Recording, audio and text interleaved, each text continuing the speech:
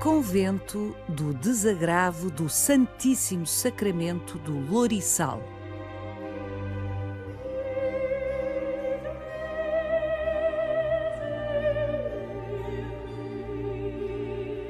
As Clarissas do Desagravo do Santíssimo Sacramento do Lourissal foram durante quase 300 anos uma comunidade singular dentro da Ordem de Santa Clara. E mesmo hoje, que a regra da mais severa penitência e da mais estrita clausura foi atenuada, o Santíssimo Sacramento é adorado em permanência nesta casa.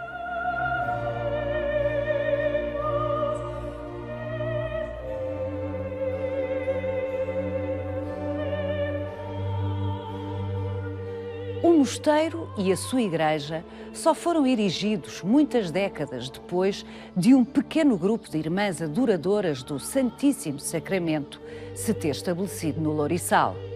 Foi só a partir de finais do século XVII que sucessivas campanhas régias construíram o edifício do convento, o aqueduto e a igreja do complexo. Dom João V foi o grande encomendador do magnífico templo que vemos hoje. Não podia o magnânime imaginar os tormentos que aguardavam esta casa nos séculos seguintes.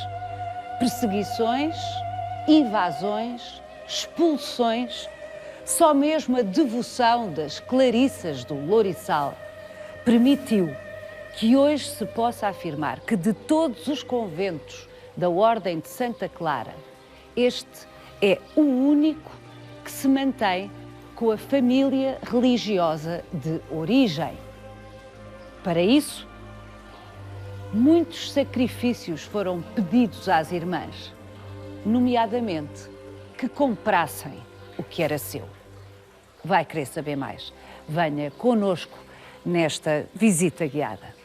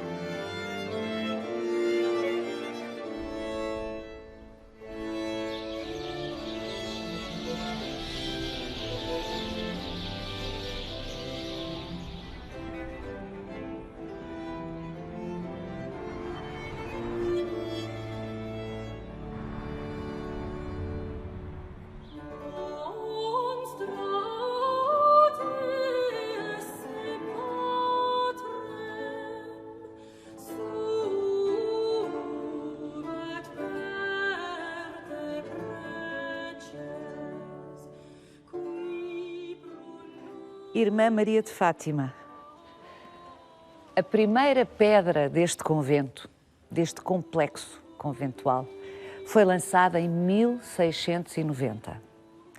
Ora, cerca de 250 anos depois, as suas antecessoras, as irmãs Clarissas do Lourissal, foram obrigadas a comprar este convento para poderem voltar a viver nele. Foi assim? Sim, de facto. Em 1910, no dia 14 de outubro, depois da implantação da República em Portugal, os militares obrigam as irmãs a sair e instalam-se. As irmãs são expulsas em vestes escolares, portanto não podiam levar o seu hábito religioso, e valeu-lhes a generosidade de uma senhora aqui da vila, a dona Luísa Silva, que lhes forneceu algumas roupas que se puderam agasalhar decentemente, vestir decentemente e partirem à procura de um abrigo, de alguém que as acolhesse, onde permaneceram 18 anos.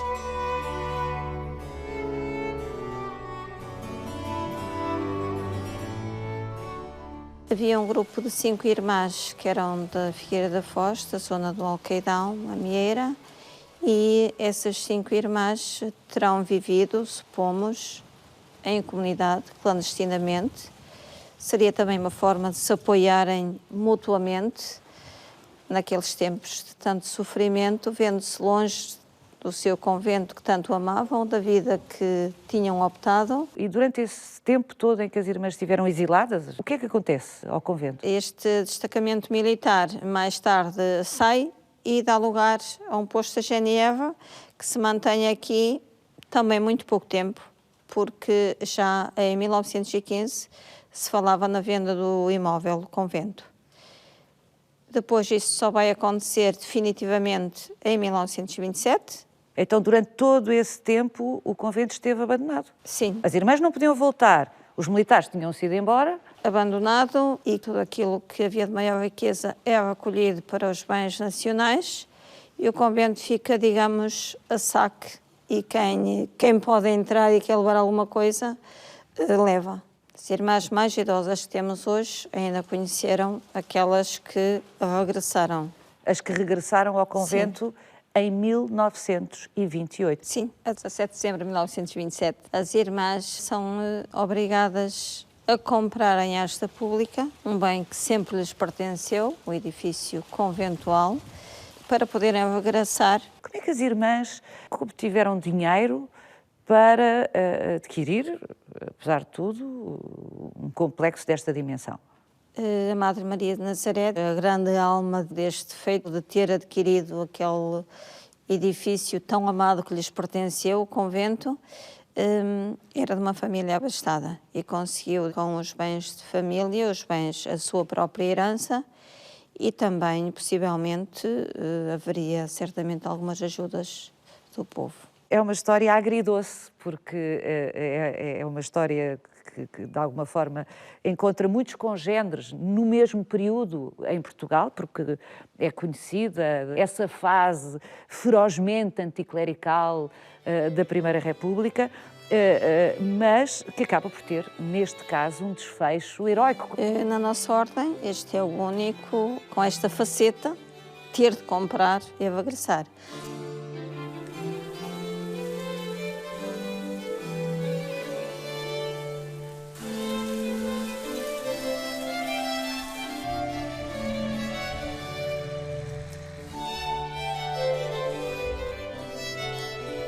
A expulsão das irmãs deste convento em 1910 foi, muito provavelmente, o episódio mais violento da história desta comunidade. Mas a verdade é que houve outros. O século XIX foi terrível. Bem, foi terrível para Portugal, não é? Mas em geral. Mas as irmãs sofreram literalmente na pele. As invasões francesas, particularmente a terceira invasão, foi muito violenta aqui nesta zona de Lourissal, Pombal, toda esta zona, e todo o concelho sofreu muito. Foi um momento, se calhar, tão violento quanto o de 1910 e também muito marcado pela ansiedade, porque houve muito tempo em que se tentou negociar a saída das irmãs, a tentativa de sair, como sair, meios para levar as irmãs doentes, portanto estava já iminente a saída, mas não havia como levar as irmãs e tudo isso foi... Portanto, eram os franceses a pressionar o convento e as autoridades eclesiásticas para que as irmãs saíssem, é isso? Sim, mas também da parte inglesa, que estavam também na defesa de Portugal, também viam como um perigo as irmãs continuar aqui. E havia também dessa parte pressão para que o convento não tivesse ninguém. As irmãs saem, conseguem andar um bocadito às escondidas aqui na vila por causa de pessoas amigas, enquanto não conseguiram partir para Lisboa, para onde foi o destino durante alguns anos. Em 1815 já estavam de novo aqui, mas durante esses anos estiveram em Lisboa, no conventinho, que era na altura uma das fundações, aqui de Lourissal, e que estava ativa, que infelizmente foi desativada também a partir da República. Que resiliência! Mas o século XIX reservava-lhes ainda o decreto da extinção das ordens religiosas, em 1834. No caso dos conventos masculinos, os frades são obrigados a sair imediatamente, os bens são nacionalizados, e os conventos femininos, há alguma deferência para com as irmãs que os habitam, deixando que a última irmã faleça e, a partir daí, o convento é nacionalizado. Aqui no Lourissal, como aconteceu a muitos outros, as candidatas continuam a bater à porta, apesar da austeridade da regra e de vida, continuam a ser acolhidas pelas irmãs e, portanto, as noviças continuam a fazer a sua formação. Aquilo que era proibido também e que as irmãs aí já não avançavam era para a profissão solene. Mas a profissão temporária, noviciado, a profissão temporária faziam. Ao fim de cada ano renovavam a profissão e, portanto, continuavam a ser irmãs de espírito e de vida. Isso é maravilhoso, significa que as irmãs, com astúcia, como não seria de esperar outra coisa, faziam com que nunca morresse a última irmã, porque estavam sempre a entrar irmãs novas, é isto? Discretamente. Sim, é mesmo isso, discretamente, porque com o conhecimento oficial, não. Aliás, tudo isto foi previsto antes da morte da última. A inteligência ao serviço desta devoção tão grande que é a das Clarissas do Desagravo do Santíssimo Sacramento no Lourissal.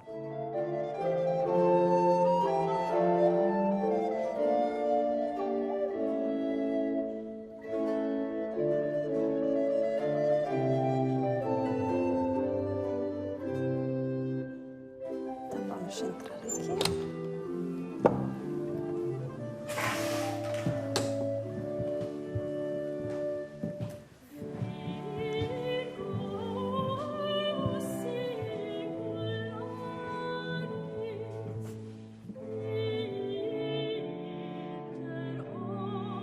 Irmã, para quem acabou de ouvir os maus tratos que este convento sofreu nos séculos XIX e inícios do XX, é impressionante o estado impecável em que se encontra hoje. Desde que voltámos de novo a habitar o convento em 1928, as obras começaram e ainda não terminaram. Tentando conservar aquilo que nos foi legado, tentando repor aquilo que foi danificado, procurando entalhadores, procurando conservadores que possam... Sendo que todas as peças que podiam ser levadas, foram levadas. Sim, as peças de maior valor encontram-se hoje nos museus nacionais.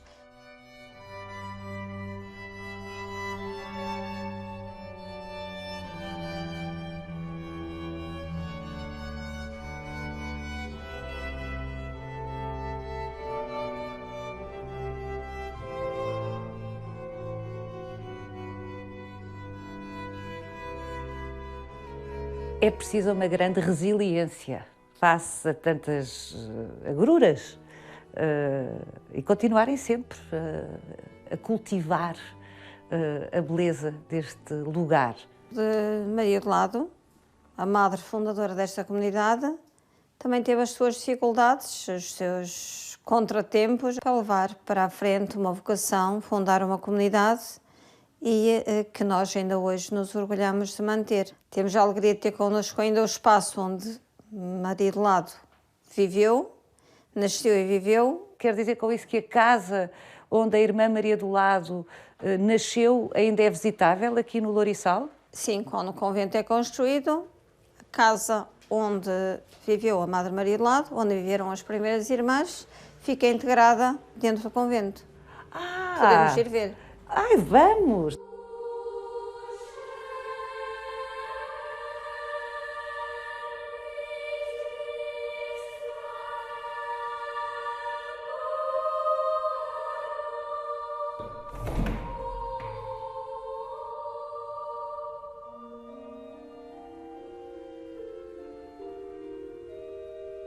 Estamos no espaço da casa original, onde habitava Maria do Lado. Que nasceu, ao que sei, Maria de Brito.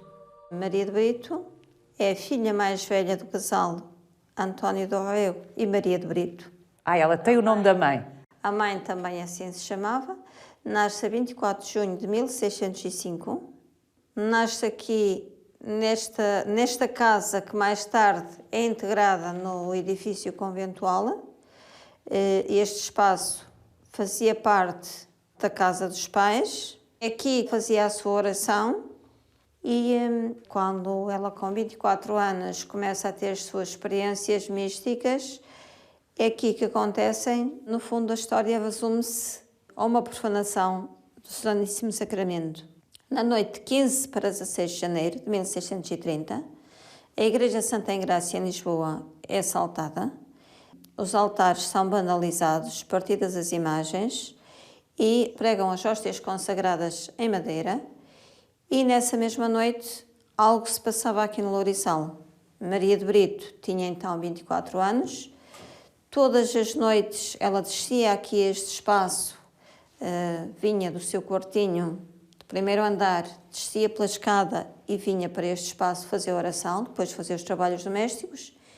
E naquela noite, muito mais cedo, pelo meio da tarde, ela sente um impulso muito forte para vir fazer oração, hora fora do habitual, e vem e permanece em oração até noite dentro. Pela meia-noite, Cristo aparece-lhe numa visão, a pedir-lhe compaixão. Ela, ao mesmo tempo, ouve barulho, confusão, barulhos de armas, vozearias, insultos, não consegue perceber que confusão é aquela. Sente uma grande dor no coração que se mantém durante 15 dias.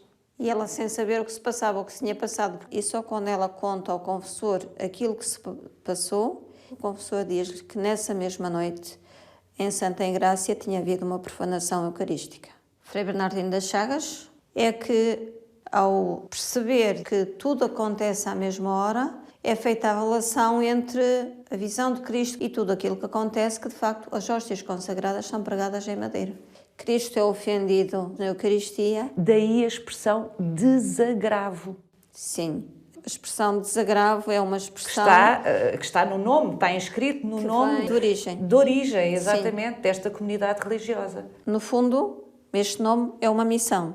A missão que Maria de Brito assume e que se mantém até os dias de hoje nesta comunidade, desagravar o Santíssimo Sacramento através da adoração perpétua, Laus perene.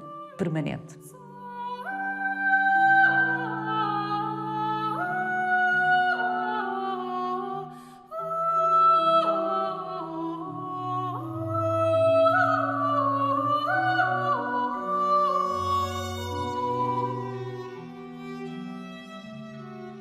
A custódia, o cálice, a hóstia, faz parte integrante do hábito original que depois a Maria de Brito vai criar na comunidade que funda nesta casa. Só não percebi ainda uma coisa, irmã. Porquê é que Maria de Brito de repente passa a ser Maria do Lado?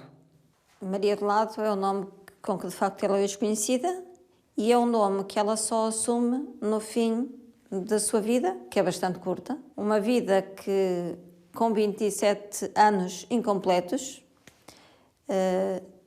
ela cumpriu uma missão que 400 anos depois ainda continua.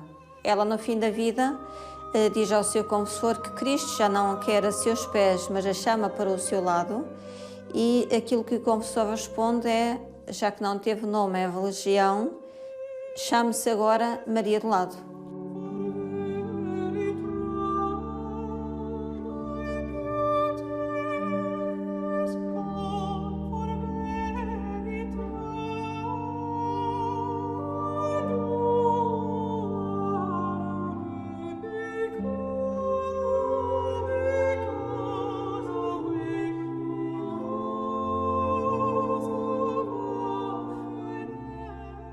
Nelson de Pedrosa, esta igreja do convento do Lourissal é surpreendente a vários títulos. É verdade.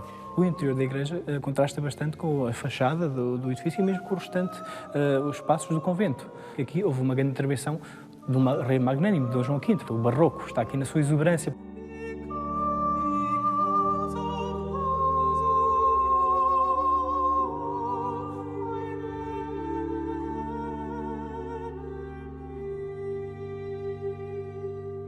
Este revestimento azulejar não tinha somente uma função decorativa, tinha também uma função catequética, portanto pretendia transmitir uma mensagem. São 34 painéis que representam a Paixão de Cristo, a vida de São Francisco, Depois temos a vida de Santa Clara e também da Virgem, portanto já na zona do altar. Já sim, da zona do altar. Durante muito tempo houve dúvidas quanto à autoria destes painéis e azulejos, mas recentemente, tanto a publicação do livro do Joaquim Eusébio, como também o próprio José Meco, um expert na matéria azulejar, vieram dissipar dúvidas, porque será atribuída a Valentim de Almeida, já numa época da grande produção de azulejos, e é natural que a tratadística barroca do azulejo esteja aqui tão bem representada. E, efetivamente, é um caso exemplar do horror ao vazio, mas numa grande harmonia entre os azulejos, a pintura e também os mármores.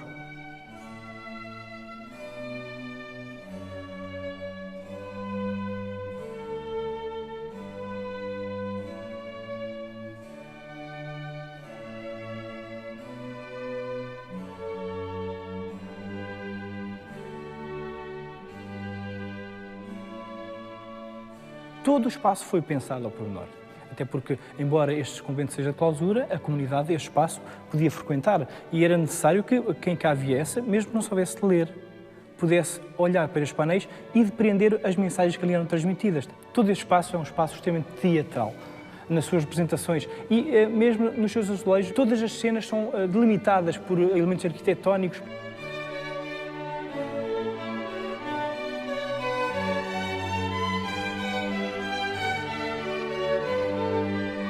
Já deixou muito claro que, forçosamente, este espaço, o espaço do templo, ao ser frequentado pelo resto da comunidade, que não só as irmãs da Ordem de Santa Clara do convento, pois teria que ser mais rico, está explicado. O que eu não consigo ainda compreender é o interesse régio por aquilo que no início era apenas uma pequena comunidade de senhoras, de irmãs, adoradoras do Santíssimo Sacramento, aqui no Lourissal. Porque é que Dom João V vem investir a sua atenção e o seu dinheiro aqui? É um dado muito curioso. Efetivamente, esta era a comunidade Lourissal, teria cerca de 150 vizinhos, portanto era uma comunidade pequena. Contudo, houve a presença de famílias nobres, como os Castelo Branco, os Almeida e principalmente os Menezes. Menezes são os condes de Ericeira, que mais tarde viriam a ser os marqueses de Lourissal. Madre Maria do Lado cuidou de Fernando Menezes, o segundo conde de Ericeira, e ele era conhecedor das suas profecias. Os condes de Ericeira também eram patronos do António do Rego, pai de Maria do Lado. Portanto, há aqui uma grande proximidade. Ou seja, Maria de Brito, que veio a ser mais tarde Maria do Lado, estava nos radares da nobreza, desde o primeiro momento, é isso? Sim. Eram conhecidos os seus feitos, portanto, os seus milagres, portanto, as suas visões. E Fernando Menezes será um dos grandes impulsionadores da construção, tanto do recolhimento como mais tarde do próprio convento. Será ele que irá persuadir Dom Pedro II a que apoie a edificação do recolhimento e também do convento. E o próprio Fernando Menezes irá dar tributos financeiros para esta comunidade. Mas houve também outra figura que teve um papel importantíssimo, que era o meio-irmão de Maria de Brito. Portanto, falamos de Francisco da Cruz. Francisco da Cruz era filho do segundo casamento de António do Rego, que enviuvou muito cedo. Francisco da Cruz era mestre e confessor do príncipe Dom João e também dos seus infantes irmãos. Dom Pedro II via nele uma pessoa de confiança. Isso fez com que tivesse grande proximidade com o rei e os seus descendentes. Mesmo no seio da comunidade, aqui no Lourissal, Francisco da Cruz teve um papel muito importante na recolha de donativos por parte da comunidade para que aqui pudesse edificar o recolhimento e o convento. Toda a sua herança e das suas irmãs abdicou dela para que aqui pudesse apoiar a construção, que era uma grande ambição da sua irmã, da sua meia-irmã, Madre Maria do Lado. Em 1700, o príncipe Dom João... Futuro Dom João V? Dom João V. Teve uma grande enfermidade, ficou bastante doente. E Francisco da Cruz terá ido buscar terras da sepultura de Maria de Brito, Madre Maria do Lado, e também lhe terá dado a beijar um crucifixo que pertencia a Maria de Brito, Madre Maria do Lado. E, milagrosamente, a saúde do futuro rei Dom João V ficou totalmente restabelecida. Perante isto, Dom João assumiu automaticamente que queria ser um grande mecenas do convento. Portanto, o esplendor desta igreja deve-se a Dom João V.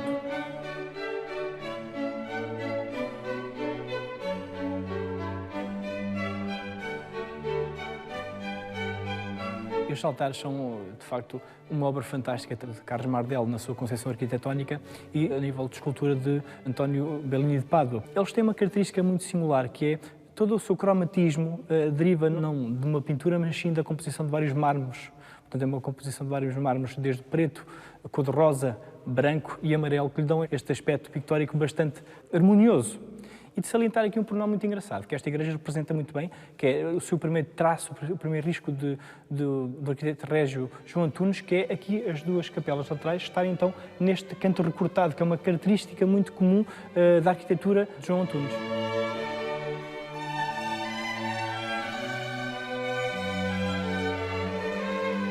Mas a peça mais espetacular, e a expressão é esta, é, evidentemente, a Capela Mor.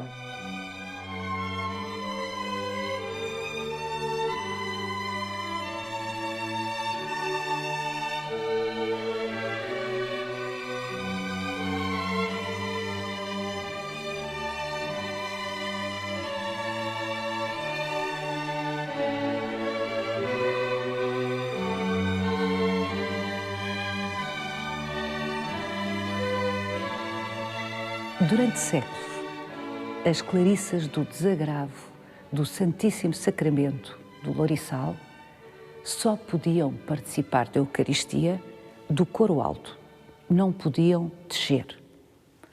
Hoje, como é que se passam as coisas, irmã?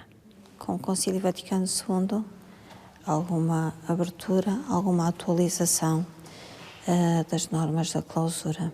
Atualmente, participamos da Santa Missa junto ao altar, na parte lateral do presbitério. Continuam não visíveis para os laicos. No fundo, continuamos a observar a clausura, temos aquele espaço que é reservado para o nosso uso, para a nossa participação na Eucaristia, mas não já tão longe das pessoas. O que é que conservam ainda da regra tão estrita do desagravo, que no fundo data do tempo da fundadora desta comunidade? Mantemos a insígnia própria desde o início, desde a origem. O cálice e hóstia é o símbolo da adoração, essa adoração que está muito presente no nosso dia-a-dia, e este espírito da reparação e desagravo, nessa missão que Jesus deu um dia à Amada Maria Lado, quando disse: tu e as tuas filhas hão de ser reparadoras.